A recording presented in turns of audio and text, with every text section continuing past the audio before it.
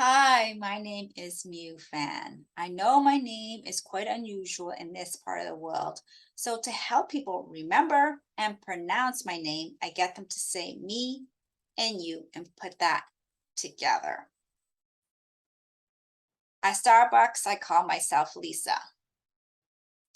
Today, I will be talking about make a friend with tech. Please share in the chat if you want to. What does tech mean to you? For me, a friend does not judge. Our friend listens and provides comfort, much like a piece of chocolate. My relationship with tech hasn't always been smooth. That's because it was born out of desperation. You see, years ago, practically in another lifetime, I wanted to major in mathematics. Then I said to myself, great, what kind of job can I get? And my mind went blank, except I could become a professor. And that required 10 years of schooling. I didn't have the time or the money to spend 10 years just to get a job. I'll be living on the streets by then. Then I started looking around and around and around. And I noticed one thing. All the software engineering students got internship within the first year. What did I do? I followed the yellow brick road and got my double honors in mathematics and computer science. Now, remember when I said my relationship with tech wasn't smooth or always smooth? This was so when I did my first homework assignment. I did the darn thing over 6 times. It wasn't because I was a perfectionist and wanted it to look pretty. It's because, well, I know I'm dating myself. Remember those floppy disks? Anybody over 40? I hope you remember what those floppy disks are. I would put the floppy disk into the computer and press save. And my homework wasn't on the floppy disk the next day. So I'd do it again.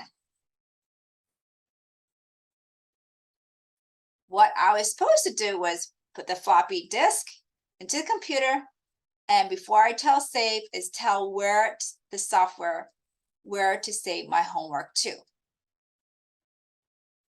And then there was a time when I was at a customer site, and I am a corporate trainer by then. I was supposed to lead a team of software engineers to upgrade their code so they can program robots with these tools that are worth $5 to $10 million each. So at a minimum, a factory floor would have these arrays of tools that are worth at least $100 million. So I'm leading this team anywhere that are, junior software engineers that are 5 to 10 years, 1 to 5 years experience, all the way to principal engineers. Those are engineers who direct the flow or the project or the program for a team, a project, and even the company. And here I am at my customer site leading this team, and I have my laptop with a bunch of cords. What am I supposed to do? I was supposed to connect my laptop to the network, the client's network. And I had these cords, and I would put them in whatever holes I fit, one end to another hole, one hole to another hole. I couldn't make it work. I had to ask for tech support. I was so embarrassed. What was swimming in my head was a cesspool of negativity. What was floating in my head was, they're going to find out about you. I'm a fraud. I don't know what I'm doing. I don't deserve to be here. I'm wasting clients' money, yada, yada, yada, yada. You see, in my head, my relationship with tech had been cold, hot, cold, hot, cold, hot. And I've, managed to make it work for me. And then my relationship with tech faded and disappeared because I had become a stay-at-home mom for 10 plus years. And then I went become an online entrepreneur, and I had to rekindle that relationship. Yeah, for the most part, my relationship with tech had been quite fruitful. I remember I was flying over a cloud and I saw the plane descend through the clouds. And as we break through, I could see these rays of sun, so bright because the sky was so clear. The rays of sunlight shot beaming from the cloud. And I look down and I see this ocean of blue with various shades of blue. I didn't know there could be so many blues, anywhere from turquoise blue to all the ways to navy blue, and everything was just so gorgeous. And the shade of blue was depending on the topography of the ocean floor. And as we descend a little further, I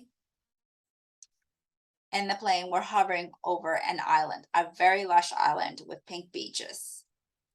And I descend a little further and I saw pastel colored buildings with white roofs. I remember sitting on the plane and saying to myself, and I was totally on cloud nine, and I said to myself, I did it.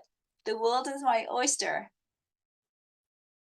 My first job out of school was in Bermuda at a hedge fund company. And then I had gone on to be on a team of 50 people where we have managed $5 billion of assets. That's like $100 million per person. Then I become a corporate trainer where I taught software engineers how to program robots. I have moved from Canada to Bermuda to the States to India to the States. And I love my kids to death. I would do anything for them. However, when they're out of the house and living on their own, my husband and I would be living in another part of the world, at company expense, of course. And why I'm sharing this story is I get really, really frustrated. I feel so uncomfortable when people get stuck with their business because of tech. And they blame themselves for it. And there's nothing wrong with feeling fear about tech. And I want to bring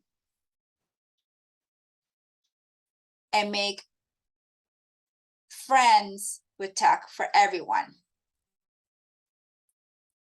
The difference between a person who's proficient in tech and who isn't is participation. There isn't a single person who is born with a tech fairy. What everyone knows about tech, they had to inquire. They had to do the work to understand it. Everyone has fear about tech, even Mark Zuckerberg. Remember over a year ago when Instagram and Facebook crashed for 8 hours? I bet you Mark Zuckerberg was petrified. Him and his team of engineers had to figure out what the heck happened and how to prevent it from happening again. So if you ever feel fear about tech, I want you to know that you are in good company. Everyone has fear of tech. What I would like to support entrepreneurs with is to feel comfortable with tech. I hear this so often. Oh, that they've hired a website designer to do yada, yada, yada. And then something happens. They change their services, they've changed their product, and they're stuck with a website. My thing is, I like to help people understand the framework behind tech so they can move from platform to platform, or they can actually be able to modify what is happening right now. So what this looks like, think of like living in a home or living in a house or an apartment. I mean, if we live in North America with running water and electricity, we can live in any parts of the world with running water and electricity. I mean, the framework of our living quarter is the same no matter where we are in the world. I mean, there's a front door, we might enter into a hallway, a kitchen, or a landing where a few steps up, there's something else, a few steps down, it's another level. But for the most part, there's always an entrance, an eating area, a sleeping area, and an area where we relieve ourselves. And I am more committed to helping entrepreneurs to understand the framework behind the tech so they don't feel stuck, even if they provide some, higher tech support, that they know how it works so they can adapt to new changes. And so, for instance, what that looks like, understanding the framework, think of like creating a website. People use Wix and the templates that's already available, depending on what kind of the website for. Is it for selling a product? Is it for a service? Is it for whatever, or just as a landing page? It's the same thing. Whatever people can apply at Wix can apply to WordPress. And that's what I am here to help. If someone like me, who tech wasn't the first choice, it was out of desperation, if I can make tech work for me, anyone can. And I have a question.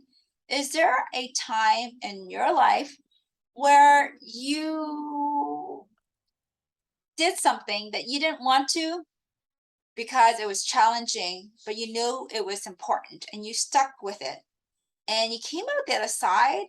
Not only did you come out the other side, you prosper, and the results were quite amazing.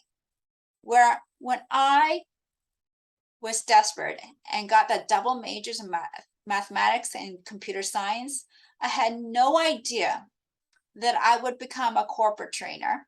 I had no idea that I would be in a team of 50 people managing $5 billion of asset. That's 100 million per person. I had no idea that I'll be moving from Canada to Bermuda to the States to India and back to the States. And when my kids are old enough, hubby and I will be living in other parts of the world. So I am very dedicated in helping entrepreneurs be proficient in tech because it's available to everyone. So information more about me can be seen at my website. It's miuphan.com. So it's MIEUPHAN.com.